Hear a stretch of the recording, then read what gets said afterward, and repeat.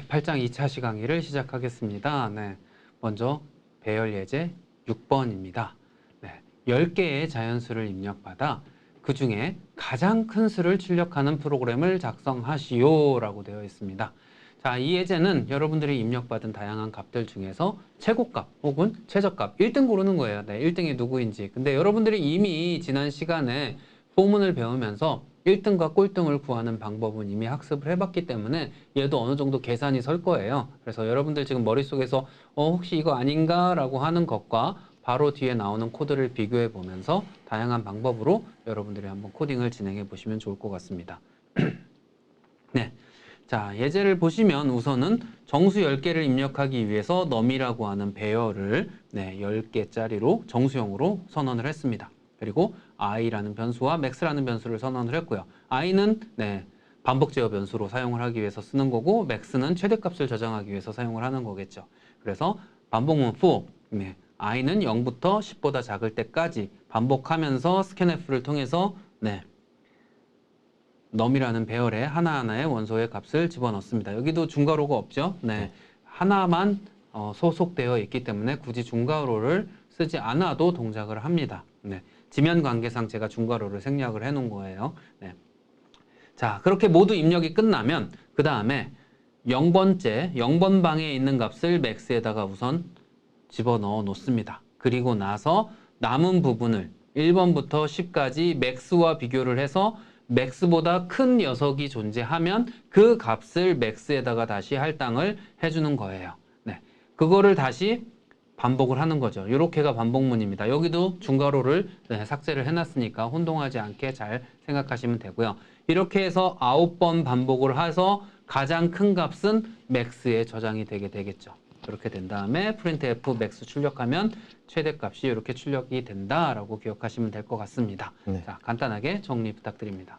네, 이거는 최대값 구하는 문제고요. 그 다음에 뭐 배열에 값 넣는 건 다 똑같이 하시면 되고 중요하게 좀 봐야 될 거는 맥스 값을 구할 때 배열의 가장 첫 번째 값을 맥스 값으로 먼저 설정을 해주셔야 이 배열 첫 번째 값을 기준으로 그 뒤에 나오는 배열들에 대한 값이랑 비교를 하면서 맥스 값을 찾을 수 있기 때문에 이것만 좀 주의해 주시면 될 것 같아요. 그리고 그 다음에는 반복문을 이제 반복할 때 맨 처음 배열 값이 맥스 값으로 이미 들어갔기 때문에 그 맨 처음 배열 값부터 시작할 필요는 없죠. 그렇기 때문에 반복문 포문에서 맨 처음 첫 번째 인덱스에 다음 거부터 이제 수행을 하면 된다는 것만 잘 아시면 될 것 같습니다.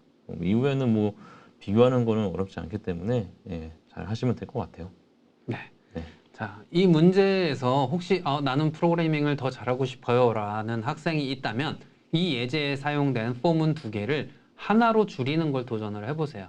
충분히 가능하거든요. 한번 고민을 해보시고 포문 2개 사용한 걸 하나로 한번 바꿔보는 거 도전을 해보시기를 추천드립니다.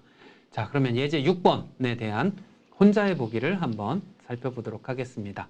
10개의 정수를 입력받고 짝수 번째에 입력된 정수들 중에서 최대값과 최소값을 출력하는 프로그램을 작성하시오 라고 되어 있습니다. 자, 얘는 여러분들 뭐 너무 쉬울 거예요.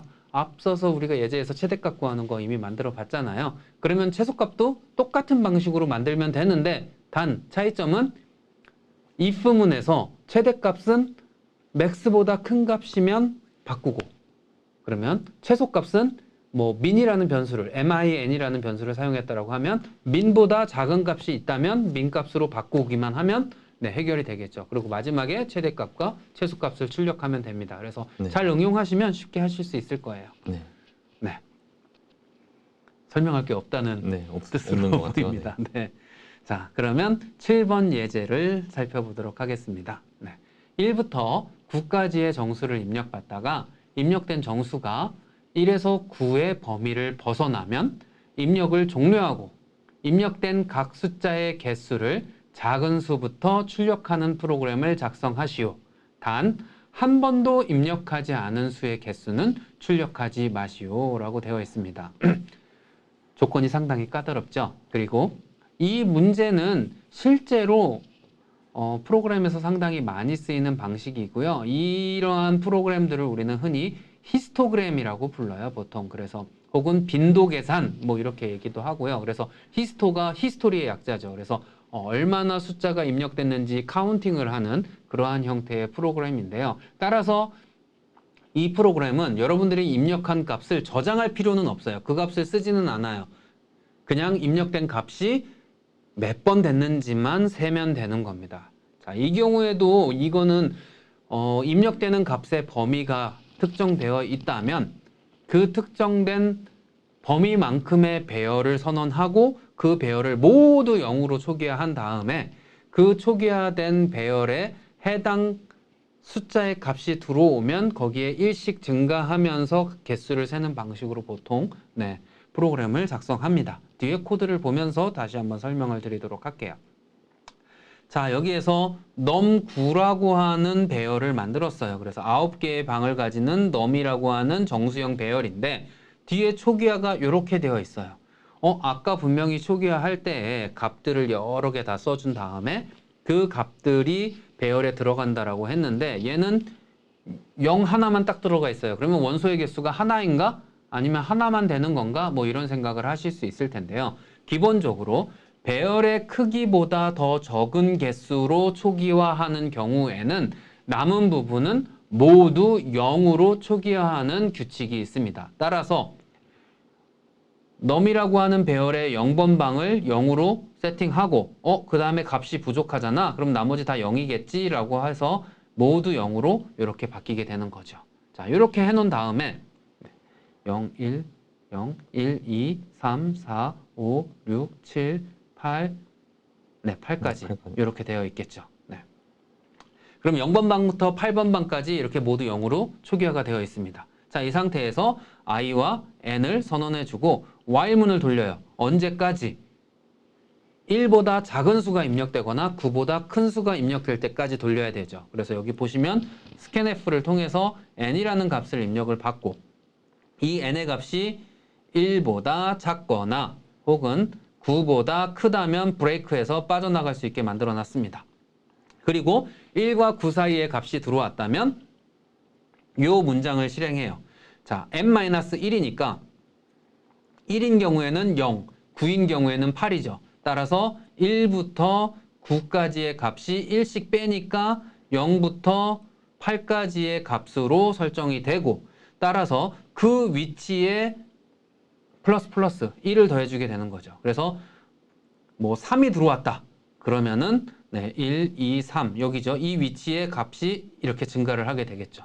이런 식으로 개수를 세고 나서 빠져나오게 된 다음에 이 배열을 그대로 출력을 해주는데 이때 해당 값은 플러스 1을 해줘야 되겠죠. 여기서 마이너스 1을 한 곳에다가 저장을 했으니까 플러스 1 한 값을 출력하고 개수를 출력하면 이와 같이 2는 2번, 뭐 4는 3개, 8은 1개, 9는 1개라고 출력을 할 수 있게 됩니다. 근데 또 조건이 하나 더 있었어요. 값이 입력되지 않은 것은 출력하지 않는다라는 규칙이 있었습니다. 따라서 만약에 값이 0이 아닌 경우에만 출력을 하고 0인 경우에는 다시 그냥 그 다음 방법을 진행하도록 이렇게 코드가 구성되어 있습니다. 네. 자, 그러면 정리 부탁드리겠습니다. 네, 이번 문제는 기존 문제랑 다르게 기존 문제 같은 경우에는 배열의 값을 우리가 입력한 값을 넣었잖아요. 그게 아니라 입력한 값이랑 배열의 인덱스랑 비교해서 그 위치에다가 그 카운팅을 해주는 그런 그 문제가 되거든요. 그래서 조금 처음에 헷갈리실 수도 있는데 그냥 그 인덱스랑 입력한 값이랑 비교해서 같으면 그 위치에 있는 값을 1씩 증가시켜준다라고 생각을 하시면 될 것 같아요. 근데 단지 여기서 주의하셔야 될 거는 배열의 인덱스는 이렇게 0부터 시작을 하죠. 0부터 이렇게 8까지 시작을 하는데 우리가 입력하는 값은 1부터 9까지잖아요. 그렇기 때문에 1부터 9, 0부터 8 개수는 같지만 그 숫자와 배열이 다르죠. 그렇기 때문에 그거만 잘 고려를 하셔서 하시면 될 것 같고 그래서 그거 때문에 입력받은 값에 마이너스 1을 해서 이 인덱스의 숫자랑 맞춰주는 겁니다. 그래서 만약에 내가 1을 입력하면은 인덱스에서는 0번째를 뜻하는 그런 형식으로 이제 여러분들 입력을 하시면 될 것 같고 그래서 각각의 입력값에 대해서 인덱스랑 비교를 해서 그 인덱스의 개수를 이제 1씩 증가시켜 주면 이제 어떤 위치에 수가 몇 개가 입력이 됐는지 우리가 저장을 할 수 있겠죠. 저장이 된 다음에 여기 저장하는 부분이 나오는데 요거를 좀 잘 이해를 하셔야 되는데 문제를 잘 읽으셔야 돼요. 맨 처음에 문제의 조건이 나오죠. 1부터 9 사이의 값을 입력하는데 9 초과되거나 1 이하의 미만의 값이 나오면 프로그램을 종료하라고 했잖아요. 그렇기 때문에 이 조건을 잘 보시고 반복문의 조건을 잘 입력하시면 될 것 같습니다. 그 다음에 출력할 때는 우리가 저장된 배열에 저장된 값들만 출력하면 되기 때문에 그냥 이런 식으로 그냥 포뮬을 이용해서 각각의 인덱스 위치에 있는 값들을 출력하면 되거든요. 근데 출력할 때 아까 말씀하셨다시피 주의해야 될 게 요 i는 0부터 출력을 하지만 우리가 1부터 9까지를 이제 입력을 했기 때문에 항상 이 출력문에는 i 플러스 1을 하셔야 된다는 거. 그것만 좀 잘 기억하시면 될 것 같고 조건문도 인덱스의 값이 0이 아닌 것만 출력을 해야 되잖아요. 그렇기 때문에 여기 if문도 잘 고려를 하셔서 작성하시면 될 것 같습니다. 네, 감사합니다.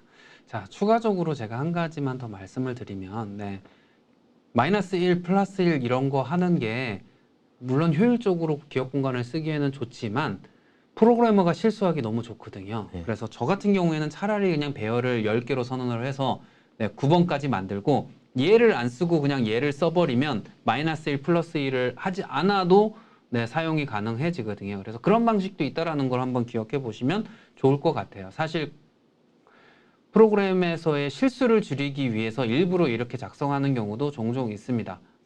비록 이 4바이트의 기억 공간이 낭비가 되기는 하지만 그래서 뭐 크게 메인 메모리, 램의 크기가 부족하지 않다면 뭐 저런 식으로 코딩을 작성하는 것도 나쁘지 않습니다. 네, 자 그러면 혼자 해보기 살펴보도록 하겠습니다. 예제 7번과 같이 1부터 9까지의 입력받은 정수의 개수를 저장한 다음에 입력받은 수의 모든 합을 구하는 프로그램을 작성하시오. 그러면 똑같이 아까 만들었던 것을 똑같이 실행한 다음에 출력을 요거를 할 때 썸에다가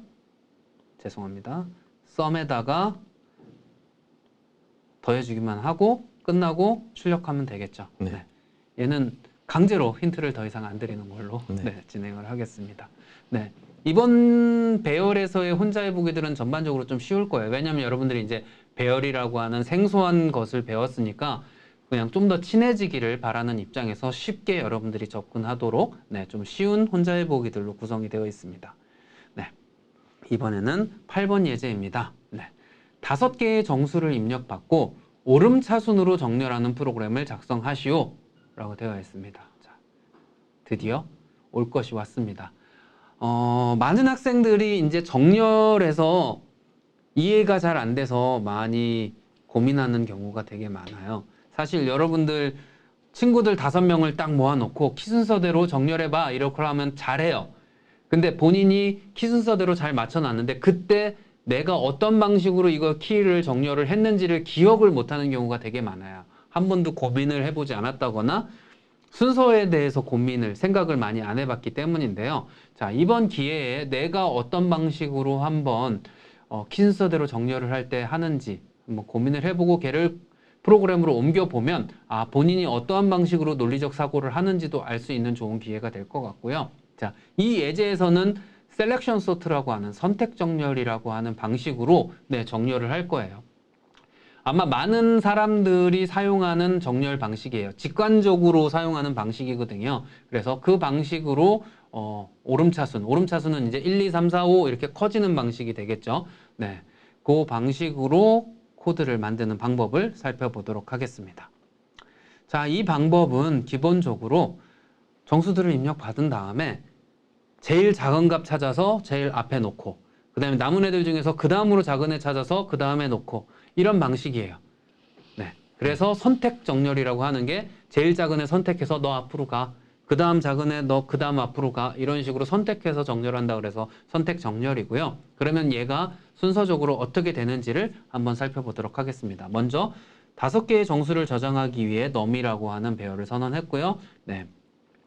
반복 제어 변수로 i와 j를 선언을 했고요. 그 다음에 어떤 게 최소값인지 최소값의 위치를 저장하기 위한 list라고 하는 변수를 하나 선언을 했고요. 그 다음에 변수의 값을 두 개를 바꾸는 우리 예전에 수압이라고 배웠죠. 수압에 사용될 변수 템프를 하나 선언을 했습니다. 자, 그리고 나서 5번 반복하면서 스캔F로 5개의 정수를 모두 입력받았어요.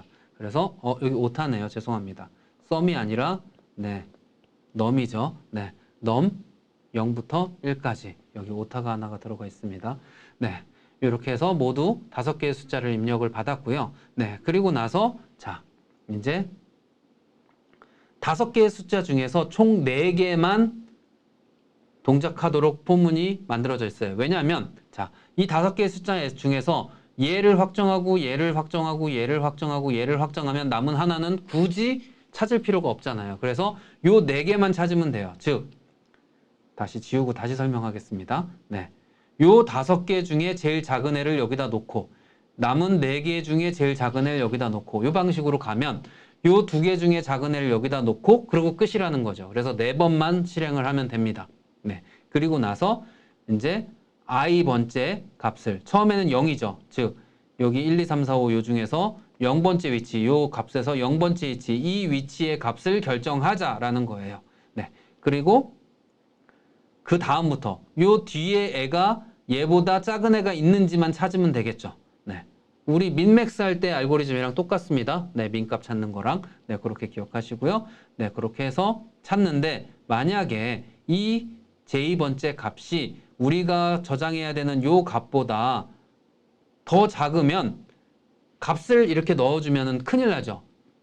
만약에 여기에 1이 있고 여기에 3이 있는데 이 3을 여기다 넣어보면 1이 우리가 손실이 되기 때문에 큰일 납니다. 그래서 3이 있는 위치가 어딘지를 저장을 해야 돼요. 그래서 j의 값을 리스트에다 넣어놓고 그리고 나서 이제 반복을 계속하는 거죠. 네. 이렇게 반복을 계속하면 이 전체 중에서 제일 작은 곳의 값을 우리가 알 수 있어요. 이 중에서 제일 작은 곳은 얘야. 그러면 자, 이 경우에는 바꿀 필요가 없지만 그냥 무조건 바꿉니다. 그래서 i와 리스트가 지금 현재는 같은 값이기 때문에 바꾸든 안 바꾸든 상관이 없지만 자, 요 경우에 i가 1이 될 테고 1에서 제일 작은 값을 찾았더니 3이 제일 작은 값이야 라고 나오겠죠. 자, 그러면 i는 1, 리스트는 3이니까 요 값을 두 개를 이렇게 바꿔주는 거죠. 요 부분에서 수압이 들어가 있으면. 그러면 여기에 1, 2까지 정렬이 완료되어 있고 얘만 나머지, 요 나머지만 정렬을 하면 되겠죠. 뭐 이런 방식으로 동작을 하는 게 바로 이 셀렉션 소트 선택 정렬이고요. 지금 선택 정렬의 전형적인 방식의 코드를 여러분들이 살펴보고 있습니다.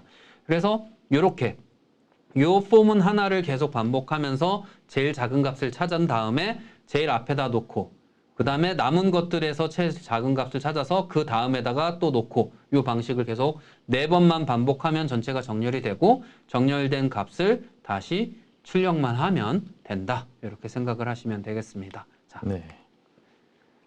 사실 저는 이제 매 학기마다 수업을 하는데 요 선택 정렬을 알려주긴 하는데 솔직히 좀 어렵거든요. 처음 하면. 그래서 그냥 몰라도 된다라고 얘기를 하긴 하거든요. 네, 그래서 정렬 하는 데는 굉장히 많은 방법들이 있습니다. 여러분들이 지금 생각하는 이런 보시고 계신 방법도 있고 뭐 되게 다양한 방법이 있거든요. 뭐 본인들도 다 알고 계실 거예요. 어떻게 하면 정렬할 수 있을지 그런 방법들이 있는데 우선 오름차순인가 내림차순을 좀 설명을 드리면 입력받은 값이 이렇게 있으면 오름차순은 작은 수부터 큰 수로 이제 이렇게 정렬이 되는 거를 오름차순 정렬이라고 하고요. 내림차순은 큰 수에서 작은 수로 정렬되는 걸 내림차순 정렬이라고 하죠. 그래서 여러분들부터 엑셀 사용하실 때 정렬 한번 해보셨을 텐데 되게 간단하게 휙 바뀌죠. 근데 그게 이제 이런 알고리즘으로 된다는 거를 좀 알고 계시면 될 것 같아요. 그래서 그 정렬하는 알고리즘 중에 하나가 이 선택 정렬이 되겠고요. 선택 정렬은 여기 설명을 간단하게 드리면 여기 설명이 나와 있거든요. 우선 주어진 배열 중에서 최소값을 찾습니다.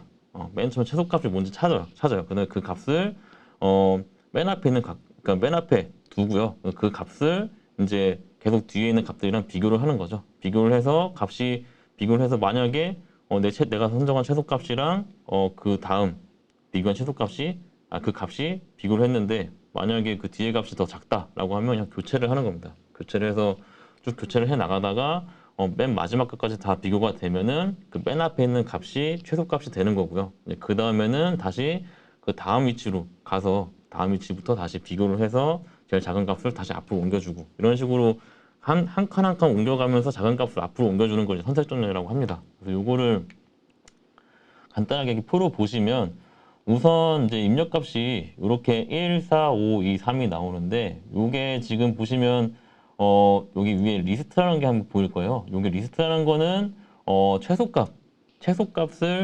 최소값인 어떤 그 배열의 위치를 저장하는 그런 값이거든요. 그런 변수거든요. 그래서 여기 리스트라는 변수는 내가 비교하는 그 값들 중에 제일 작은 값이 들어있는 인덱스의 주소 공간, 그러니까 인덱스 값이라고 보시면 될 것 같습니다. 그래서 맨 처음 비교는 요 맨 앞에 요 값이랑 요 0번째 배열이랑 그 다음에 1, 2, 3, 4 배열을 이제 하나씩 비교를 해보는 거예요. 그래서 맨 처음 0번이랑 1번이랑 비교했을 때 값을 비교해보면 1이 4보다 작죠. 그렇기 때문에 요 1에 대한 최소값의 그 인덱스 값이 요 리스트 0으로 지금 계속 저장이 되고 있는 거고요.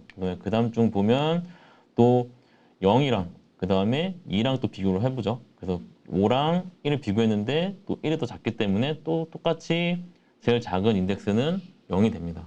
그 다음에도 또 1, 2도 똑같고 1, 3도 다 비교해봤자 이게 제일 작죠. 그렇기 때문에 리스트는 항상 0으로 이렇게 고정이 돼서 이제 마지막으로 이제 요 리스트에 있는 인덱스 값을 요 0번째 주소랑 변경을 시켜주는 거거든요. 근데 지금 이거는 그 위치 그대로이기 때문에 그냥 다음에 다시 설명을 좀 드리겠습니다. 그래서 다음 거를 보면은 0번째 인덱스는 다 최소값이 들어왔기 때문에 그 다음 인덱스 여기 1번부터 2, 3, 4랑 비교해 가면서 위치를 바꾸는 걸 한번 해볼 거예요. 그래서 맨 처음 비교를 한번 해보면 또 1이랑 2랑 비교해 보면 4가 제일 작죠. 그렇기 때문에 4의 위치가 요거 좀 이상하네. 여기가 1로 바뀌어야 될 것 같은데, 그죠? 네. 네, 이게 잘못됐네요. 여기가 1로 바뀌어야 되는 거고요. 그 다음에 이제 1이랑 3이랑 비교했는데 이번에는 2가 4보다 작죠. 그렇기 때문에 요 3에 대한 인덱스가 요 리스트에 저장이 될 겁니다. 그 다음에 마지막으로 이제 요 제일 작은 변수 요거랑 아이고 뭔가 이상한데? 아이고 맞네요. 작은 변수 요거랑 비교를 했는데 지금 이 뒤에 게 더 크기 때문에 이 리스트라는 그 위치가 지금 3으로 저장이 되어 있죠. 그러면 지금 요 두 번째 위치에 요 1번 첫 번째 그러니까 인덱스 1번 위치에 요 인덱스 3번 그러니까 요 2의 값이 여기로 옮겨지고 이 값이 다시 여기로 바뀌어야 됩니다. 그래서 스위치가 일어나야 되는 거죠. 그래서 요거를 교환하는 작업이 앞서 그 예제에 보신 요 부분이라고 보시면 되겠습니다. 이렇게 요 부분이고 여기서 템프에다가 기존 값을 넣고 기존 값을 넣고 그 다음에 제일 최소 값을 원래 위치에 넣고 그 다음에 최소값 위치에 이제 원래 그 임시 저장된 값을 넣어서 이제 최종적으로는 이 두 개의 어디냐 네, 이 두 개의 값을 변경시키는 거죠. 네, 그 작업을 하는 거고요. 그래서 이런 식으로 이제 다시 3번째 위치부터 쭉 실행을 하시면 될 것 같아요. 이렇게 하시면은 끝까지 완료되는 거고 이렇게 정렬이 된다고 보시면 될 것 같습니다. 이거 다 설명하기엔 너무 내용이 많기 때문에 네, 네, 잘 이해가 안 된다 싶으면은 차근차근 손으로 한번 그려보시면 네. 돼요. 사실 여러분들이 실제로 정렬을 할 때 이 방법을 많이 쓰고 있어요. 그리고 아마 여러분들은 이해를 한다라고 제가 생각을 하는 게 대부분의 학생들이 문제 해결과 컴퓨팅적 사고에서 정렬 방법 두세 가지를 이미 학습을 하셨을 거예요. 선택 정렬 외에도 뭐 머지 정렬이라든가 힙 소트라든가 버블 정렬이라든가 이런 것들을 이미 대충은 학습을 하셨을 테니까 그걸 실제로 코드로 바꾸는 과정이니까요. 뭐 여러분들이 충분히 이해를 하실 수 있을 것 같습니다. 그러면 해당 문제에 대해서 혼자 해보기 살펴보도록 하겠습니다.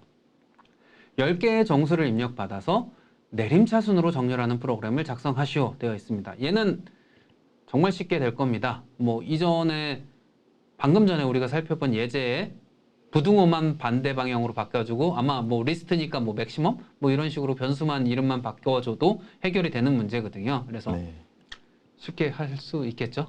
네. 자, 그 다음에 9번 예제입니다. 9번은 지금 여러분들은 이제 배열을 1차원 선으로 이렇게 만들어서 1번, 0번 방, 1번 방, 2번 방 이렇게 계산을 했었는데 실제 여러분들의 아파트를 보면 101호, 102호, 201호, 202호 이렇게 사용을 하잖아요. 즉 1호, 2호, 3호, 4호가 있고 1층, 2층, 3층, 4층이 있어서 101호, 201호, 301호, 401호 이렇게 해서 평면적인 공간에서 사용을 하잖아요. 마찬가지로 배열도 평면적인 공간으로 사용할 수 있는 2차원 배열이 존재합니다. 그래서 0행, 1행, 2행, 0열, 1열, 2열 해서 3x 3의 행렬과 같은 형태로 배열을 만드는 것도 가능하고요. 더 큰 배열도 당연히 가능합니다. 그래서 가장 기본적인 3x 3, 3행 3열의 매트릭스, 행렬의 구조를 갖는 배열을 한번 만들어 볼 거예요. 그래서 여기 보시는 바와 같이 이렇게 한번 만들어 볼 건데 2차원 배열은 간단합니다. 배열의 개수를 더 적어주기만 하면 돼요. 즉 정수형 배열 넘은 3개의 방을 가지는 애를 3개 가지고 있어 라는 뜻이 되는 거죠. 그래서 3개의 방을 가지고 있는 배열인데 얘를 다시 3개 가지고 있어 라고 이렇게 만들어 놓으면 3x 3의 2차원 배열이 되는 거죠. 그러면 여기가 0행, 1행, 2행, 0열, 1열, 2열. 그래서 여기가 0,0, 0,1, 0,2, 1,0, 1,1, 1,2, 2,0, 2,1, 2,2 이런 형태로 접근을 할 수 있게 되겠죠. 그래서 순서대로. 그래서 여기에 하나의 행대로 1, 2, 3이 요 0행에 들어가고 4, 5, 6이 다시 1행에 들어가고 7, 8, 9가 2행에 들어가게 된다. 그래서 여기서 중괄호가 따로 있는 거죠. 왜냐하면 얘도 하나의 배열처럼 사용을 할 수 있고 배열에 대한 배열이다라고 생각을 하시면 돼요. 그래서 방을 3개짜리 가지고 있는 배열을 다시 배열로 만들면 평면적인 공간이 되는 거고 따라서 중괄호로 이렇게 표현을 해놓은 거고 이 전체도 다시 중괄호니까 배열이니까 다시 중괄호로 이렇게 표현을 해서 중괄호를 여러 단계로 이렇게 표현을 해놓은 거다라고 생각을 하시면 됩니다. 당연하게도 2차원 배열은 포문을 2차원으로 이렇게 구성을 해야 되겠죠. 그래서 행에 대한 제어, 열에 대한 제어 해가지고 0, 1, 2라고 도는 바깥 포문, 다시 0, 1, 2 도는 안쪽 포문. 그래서 0일 때 0, 1, 2, 1일 때 0, 1, 2, 2일 때 0, 1, 2 이런 식으로 돌아서 총 9번 돌게 되는 반복문을 이용을 해서 총 9개의 원소를 모두 출력할 수 있는 문제가 되겠습니다. 간단하게 정리해 주시죠. 네, 2차원 배열은 여러분들 그냥 행렬 하신다고 생각하시면 될 것 같아요. 근데 행렬을 안 배우시는 분들도 있겠지만 어쨌든 행과 열을 만든다고 보시면 될 것 같고 그래서 우리가 2차원 배열을 만들 때는 이렇게 각각의 행과 열 그러니까 앞에는 행이고 앞에가 열이고 뒤에가 행 그러니까 거꾸로 생각을 해야 되죠. 그래서 이렇게 크기를 정한다 보시면 될 것 같고 그 다음에 요 지금 배열에 그 괄호 안에 또 다른 괄호가 있죠. 그래서 이 괄호는 각각의 열을 나타낸다고 생각을 하시면 될 것 같고 그 안에 들어가는 숫자가 하나의 행이다 라고 생각을 하시면 될 것 같아요. 그래서 이거 같은 경우는 반대입니다. 하나, 둘, 셋, 1행, 2행, 3행이잖아요. 1열, 2열, 3열이죠. 네. 죄송합니다. 이렇게가 열이고 이렇게가 행입니다. 네, 죄송합니다. 예. 1열, 2열, 3열. 그러니까 요 괄호는 행을 나타내는 거죠. 로우를 나타내는 거고 요 각각의 요 숫자들은 열, 이제 컬럼을 나타낸다고 보시면 될 것 같아요. 그래서 맞죠? 네. 왜 자꾸 헷갈리죠? 제가 자꾸 헷갈리가 얘기해서 좀 더 헷갈리신 것 같기도 한데 아무튼 그렇게 그룹이 된다는 것만 알고 계시면 요 행렬을 충분히 여러분들이 꾸밀 수 있을 것 같고요. 그래서 이렇게 2차원 배열을 만들 수 있습니다. 뭐 2차원 배열뿐만 아니라 뭐 3차원, 4차원 배열도 만들 수 있지만 지금은 이제 2차원 배열까지만 이렇게 만드는 걸 배우시는 거고요. 그래서 각각의 행렬 값들은 이런 식으로 인덱스 값을 각각 이용해서 각각의 위치를 꼭 구해낼 수 있는데 보시면 이제 0,0의 위치, 그러니까 0행, 0열의 위치는 요 1이 되겠죠. 네, 그 다음에 0행, 1열의 위치는 요 2가 되겠고요. 그러니까 요 숫자들이 1, 2, 3, 4, 5, 6, 7, 8, 9 이런 식으로 이제 배열이 되고 요것들을 각각의 이제 인덱스 번호를 이용해서 찾을 수 있다는 것만 좀 알고 있으면 될 것 같아요. 이거 행렬 개념을 잘 알고 계시면 뭐 쉽게 우리가 꺼내실 수 있거든요. 네, 그렇게 잘 이해를 하시면 될 것 같고, 그 다음에 이제 당연하겠지만 이 2차원 배열 같은 경우에는 포문을 2개를 사용해야 됩니다. 근데 우리가 이중 포문 사용하는 걸 이중 포문을 이용해 가지고 우리가 별도 만들어 보고 그다음에 사각형도 만들어 보고 뭐 삼각형도 만들어 봤잖아요. 예, 그거랑 똑같이 이해를 하시면 될 것 같아요. 그래서 맨 처음 이 포문 같은 경우에는 행에 대한 그런 카운트를 해주는 거고, 두 번째 포문은 그 안에 들어가는 열에 대해서 우리가 카운트를 해주는 거죠. 그래서 그런 식으로 이제 이중 포문을 이용해서 우리가 행렬 값을 하나씩 가지고 오면 된다고 알고 계시면 될 것 같습니다. 네. 네. 자, 그러면 똑같은 문제를 다른 방식으로 풀어본 소스 코드예요. 뭐 크게 다르지는 않습니다. 여기서는 초기화를 하지 않고 카운트라는 변수 하나를 만들어서 그것을 이용을 해서 전체의 값을 집어넣어 주는 거죠. 1부터 9까지 증가하면서 각각의 원소의 값을 초기화해 주는 형태인데요. 뭐 여러분들 이제는 요 정도는 보고 요렇게 되네 라고 이해를 하실 수 있을 것 같아요. 네, 그래서 자, 그럼 예제 9번에 대한 혼자해 보기를 진행하도록 하겠습니다. 자, 이 혼자해 보기는요, 5행 5열의 배열을 선언하고 아래와 같이 출력하는 프로그램을 작성하시오 라고 되어 있습니다. 자, 3행 3열을 여러분들이 세팅하고 출력하는 거 방금 전에 해보셨잖아요. 1부터 9까지 증가하면서 얘는 5x 5의 행렬을 만들고 25부터 1씩 감소하면서 값을 저장하기만 하면 됩니다. 앞선 예제 그대로 활용하면 되고 숫자 몇 개만 바꾸면 되니까요. 여러분들 쉽게 하실 수 있을 것 같아요. 뭐 추가적인 힌트가 더 필요할까요? 없을 것 같습니다. 뭐 네. 기존 예제를 살짝 바꾸면 되는 거기 때문에. 네. 자, 충분히 하실 수 있을 네. 것 같습니다. 자, 그러면 예제 10번입니다. 자, 예제 10번은요. 3행 4열의 2차원 배열을 선언하고 각 배열의 요소를 출력하는 프로그램을 작성하시오 라고 되어 있습니다. 이거 뭐 설명도 필요 없고 여러분들 이제 머릿속에 바로 떠오를 거예요. 3행 4열에서 안쪽에 있는 포문만 바꾸면 해결이 되는 문제죠. 그래서 이렇게 됩니다. 다른 거 요거 하나입니다. 여러분들 뭐 충분히 이해를 하실 수 있어서 추가적인 설명 없이 빠르게 넘어가도록 하겠습니다. 네. 이것도 한번 읽어보시면 될 것 같고요. 자, 그러면 예제 10번에 대한 혼자해 보기는 이번엔 4행 5열을 배열로 선언을 한 다음에 아래와 같이 지그재그로 숫자를 출력하는 배열이 되도록 프로그램을 작성하시오. 요거 이제 고민을 좀 많이 하셔야 돼요. 그래서 한 번 이렇게 가고, 그 다음엔 이렇게 가고, 그 다음에 이렇게 가고, 그 다음에 이렇게 가고. 인데 얘는 조금 힌트가 필요할 것 같아요. 그래서 행을 돌리는 포문은 그대로 두되 열을 순회하는 거를 if를 둬서 i의 값이 홀수냐 짝수냐에 따라서 하나는 감소하는 포문을 돌리고 else 하나는 증가하는 포문으로 돌리게 만들어주면 가능할 겁니다. 뭐 더 힌트를 이거 드릴게요. 조금 생각을 많이 해보셔야 될 거예요. 그래서 어떻게 생각하느냐에 따라서 이게 푸는 방식이 되게 많이 달라지거든요. 뭐 힌트를 안 드리는 것보다는 한번 생각해 보시고, 한번 풀어 보시고 도저히 안 되겠으면 이제 뭐 수업 시간에 조교나 교수님한테 물어보시는 게 더 좋을 것 같아요. 이거는 한번 생각해 보는 게 저는 더 좋다고 생각을 하거든요. 알려드리는 것보다. 네. 감사합니다. 자, 그러면 마지막 예제 11번 예제입니다. 속으로 이제 끝날 때 되니까 막 교수들이 엄청나게 달려간다고 생각을 하실 수도 있는데 이미 우리 앞에서 충분히 설명을 했잖아요. 자, 11번 예제. 철수, 철이, 영수, 영희, 네 사람의 국어, 영어, 수학, 과학 네 과목에 점수를 입력받아 각 점수와 총점을 출력하는 프로그램을 작성하시오 라고 되어 있습니다. 자, 입력 예를 보시면 이렇게 첫 번째 철수의 점수를 4개 입력받고 두 번째 철이의 점수, 그 다음에 영수, 그 다음에 영희의 점수를 모두 입력받아서 4명에 대해서 4과목의 점수를 받으면 총 16개의 점수를 받게 되겠죠.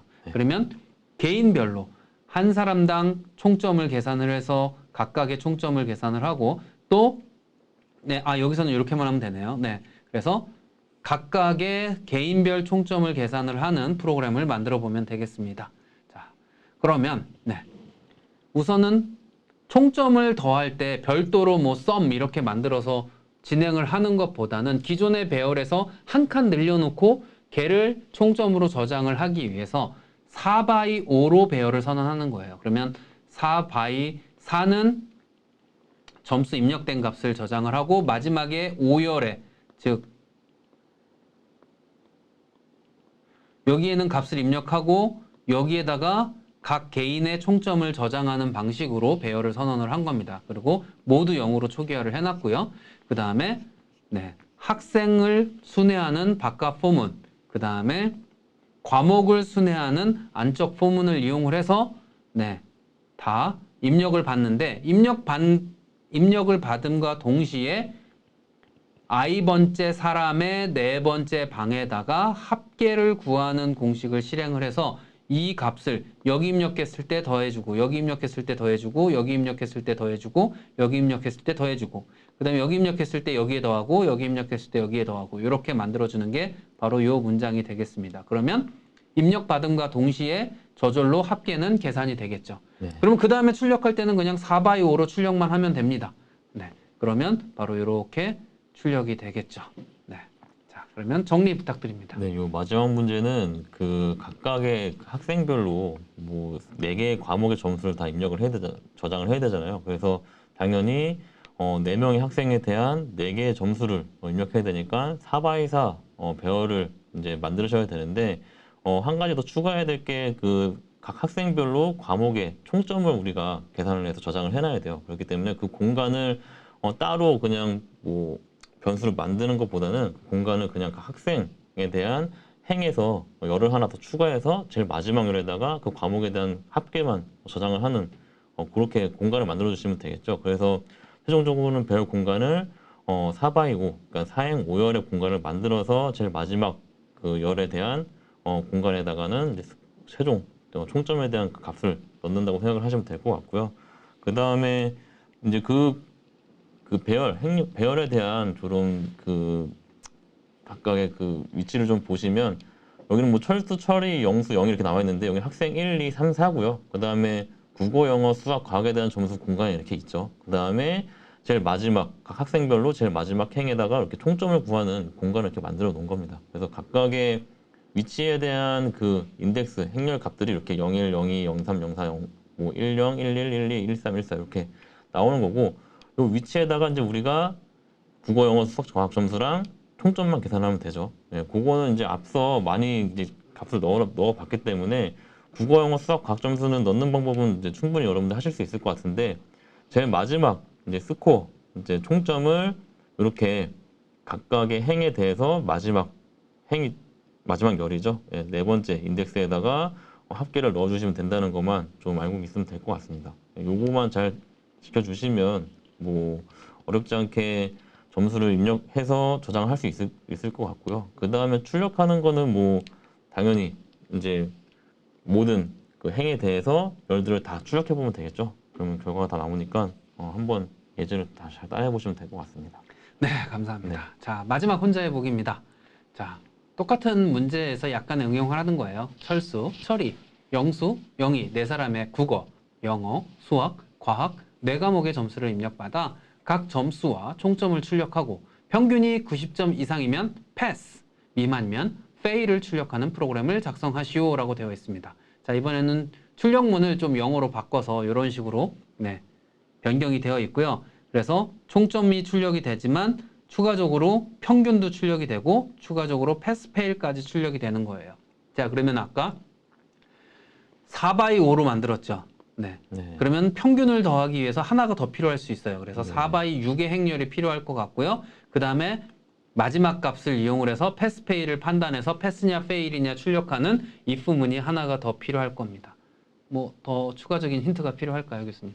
네, 일단 저장 공간은 이제 에버리지까지 저장을 하시면 될 것 같은데 뭐 만드시는 사람에 따라서 패스페일도 같이 만들어 저장을 해도 될 것 같아요. 그래서 뭐 4x6으로 하든 뭐 4x7로 하든 아니면은 그냥 토탈까지만 계산해서 넣어도 되겠죠. 계산하셔도 되고 그렇게 하시면 되고 마지막에 출력이 되게 중요할 것 같아요. 출력에서 요 에버리지 값에 따라서 패스인지 페일인지만 잘 출력하시면 될 것 같은데 패스페일은 그냥 조건문을 잘 쓰시면 되겠죠. 네, 그렇게 해서 하시면 될 것 같고 그 다음에 요 요 간격도 되게 중요합니다.